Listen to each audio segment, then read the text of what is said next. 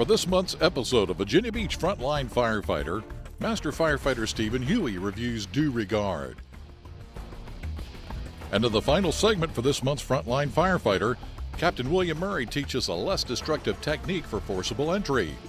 I'm retired Master Firefighter Tom Parks, and you're watching Virginia Beach Frontline Firefighter. Here's your host, Virginia Beach Public Information Officer, Art Kahn. Hi, I'm Art Kahn, and welcome to this month's edition of Virginia Beach Frontline Firefighter. TRFA 161 recently completed the Emergency Vehicle Operation course in which I had the opportunity to participate. Now, one of the more interesting lessons we covered in that class concerned the concept of due regard. As you know, with lights and siren running, we have the ability to exceed the posted speed limit, even continue through a red traffic light when responding to an emergency. But even this privilege has its limitations, and that's worth reviewing. Master Firefighter Steve Huey has more on due regard. And this is the cone course for our Emergency Vehicle Operation course, or EVOC. Now, here is where recruits learn the basics of driving a fire truck.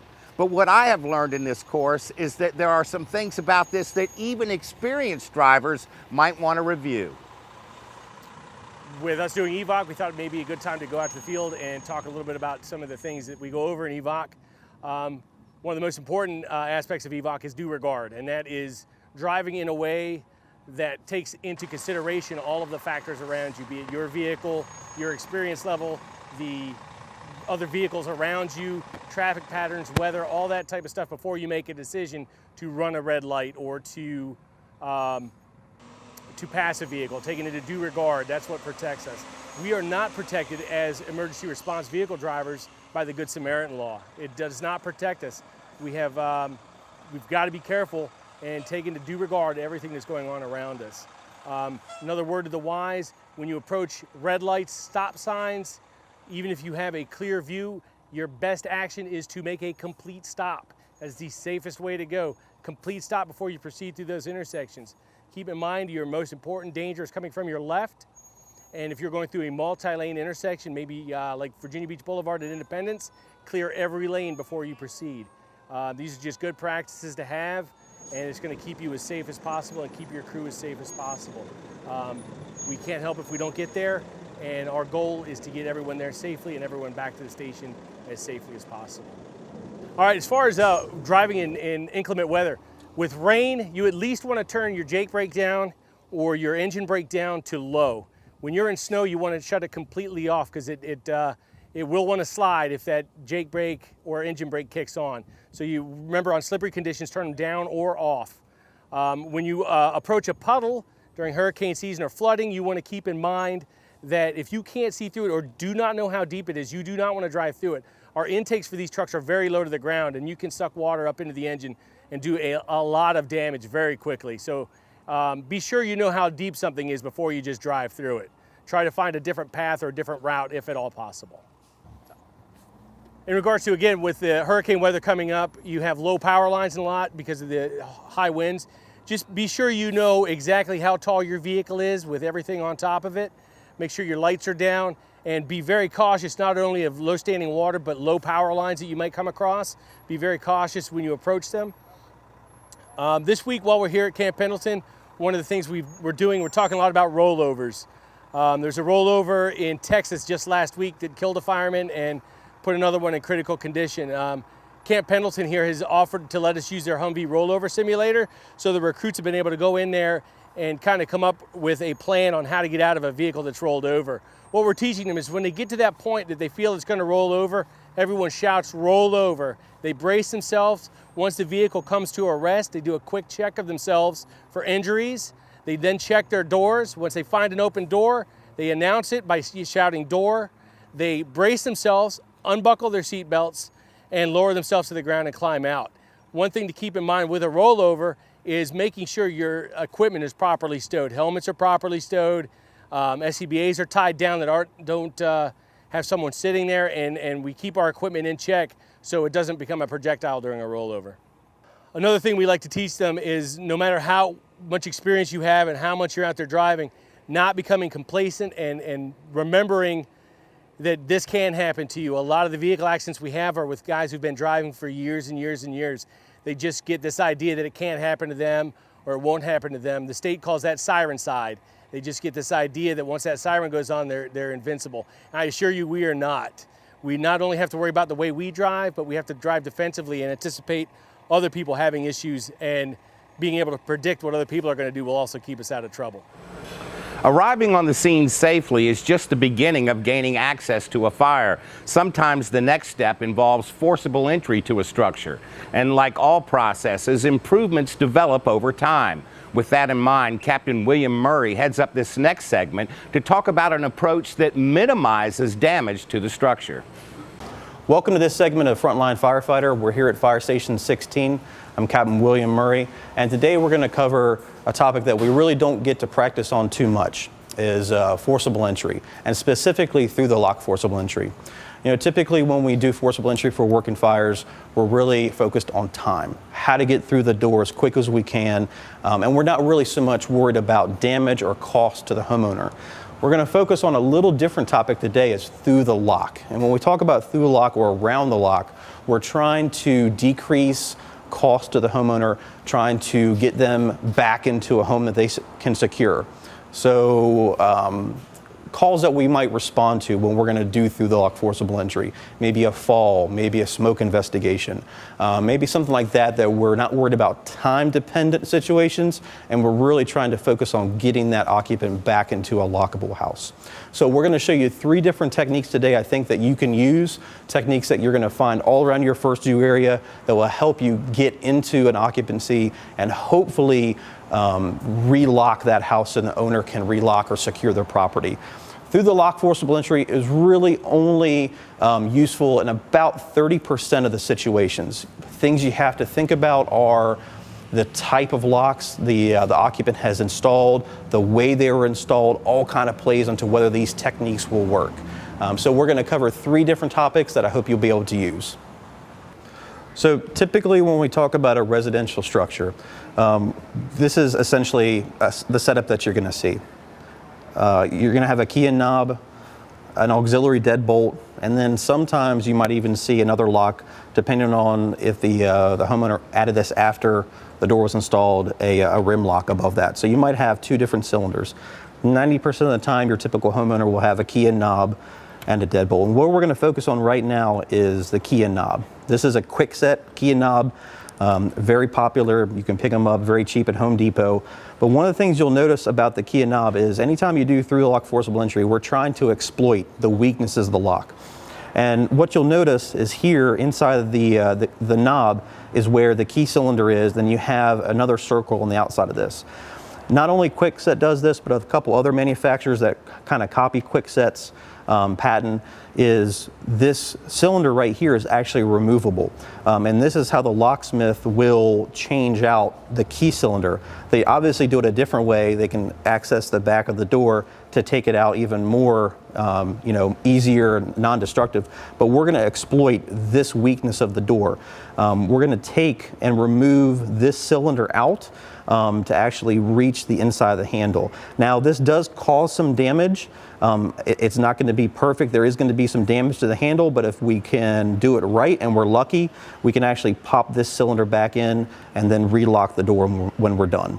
So what Master Firefighter Simons is going to do is he's going to take a flat blade screwdriver. He's going to insert it between the outer handle and that keyway. He's going to tap in it a couple times, and what we're trying to do is we're trying to actually force that keyway out of the door.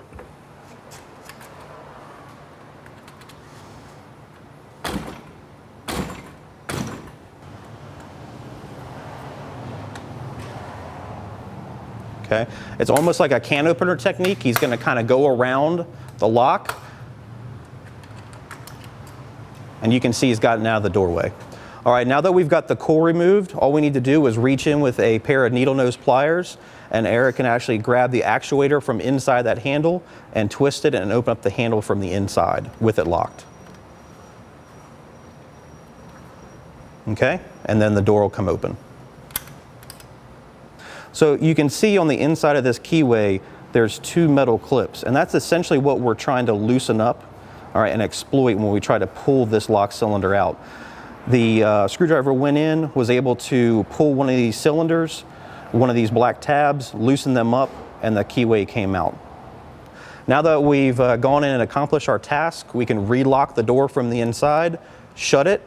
We can take our keyway, put it back in the door, and tap it in. Okay. You can see there is just a little bit of damage, nothing that probably is very visible from far away, and later on the occupant or the owner can get a locksmith out to rechange this knob out. They sell these fronts just by themselves.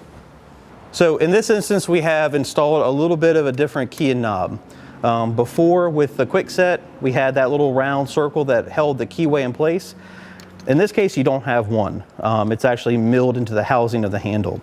So anytime a locksmith comes to change out a lock like this, there's a small hole on the bottom of the lock that he or she can use a small key to actually change this handle out. And we're gonna take that to our advantage. This handle is actually held in by a very small spring that's used to hold it in place. So what we're gonna do is we're gonna use the forks and the axe, and we're actually gonna pop this handle off and then manipulate the lock. Master Firefighter Disharoon is going to come in with the forks, and we're going to put the forks directly behind this handle. Depending on the style, if it's a decorative handle, sometimes it doesn't fit so well, but most of the time you can get the forks in behind here. I'm going to use the axe as a ramp for two reasons. One, to add a little bit more leverage, and then also to distribute the force so we don't start to crack the door, crack the lock, damage the door any more than we have to. So what I'm going to do is I'm going to come in with the axe right here, put it right here, and Master Firefighter Disharoon is going to pop that handle off. There we go.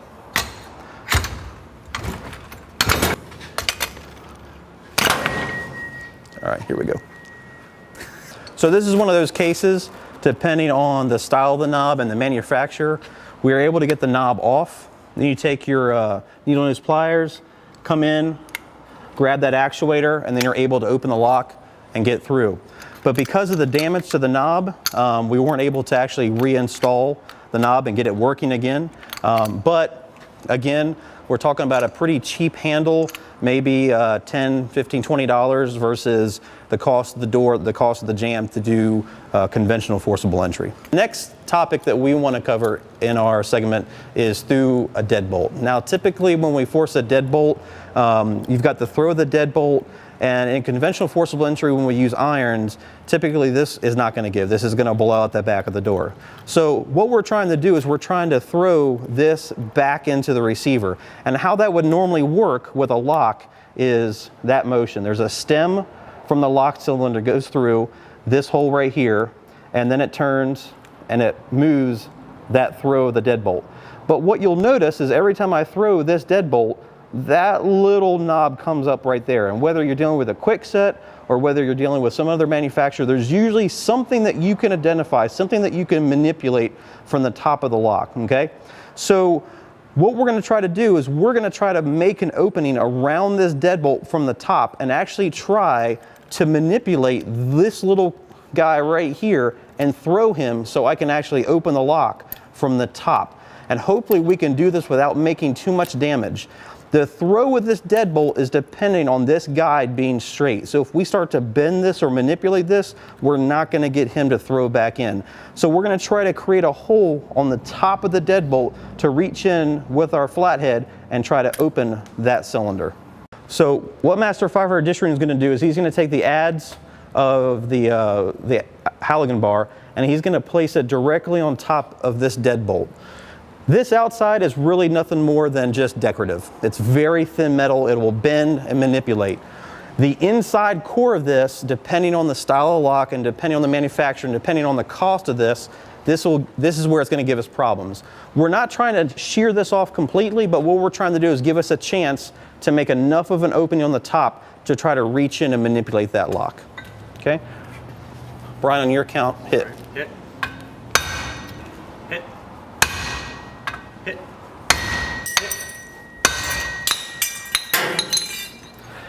All right, so in that case, the front actually came all the way off, but you can see the actual deadbolt is still intact. All right, so then what we can do is come in with our flat blade. We can grab the top of that lock.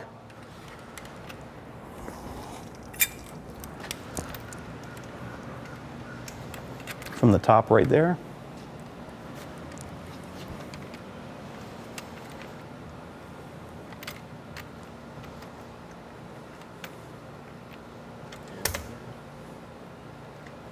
All right, and that should give us enough clearance to throw that door. Again, you don't want to defeat this lock too much. You don't want to bend it up or you're not going to be able to have that throw. So with this technique, we damage this a little bit. These are very cheap. These can be bought extra from Home Depot. The locksmith can come in, or we can actually come in, undo this from the outside. This will fit right back over, and then this we can bend, deform back out, and put it back on. Still keep the homeowner in service, still we're able to relock this door, and we still accomplish our task. So as you can see, we took the time to reassemble the lock. It's not perfect, still shows a little damage, but from 15, 20 feet away, you probably couldn't tell anything was wrong.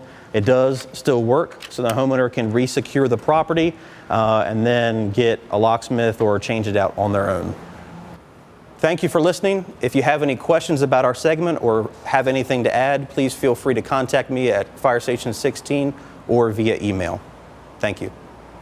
Well, that's going to do it for this month's edition of Virginia Beach Frontline Firefighter. If you have any ideas for future segments, we invite you to send those to Kirk Kellerhals at the information you see on your screen. And as always, we remind you to watch us on YouTube, like us on Facebook, and follow us on Twitter. For Virginia Beach Frontline Firefighter, I'm Art Kahn.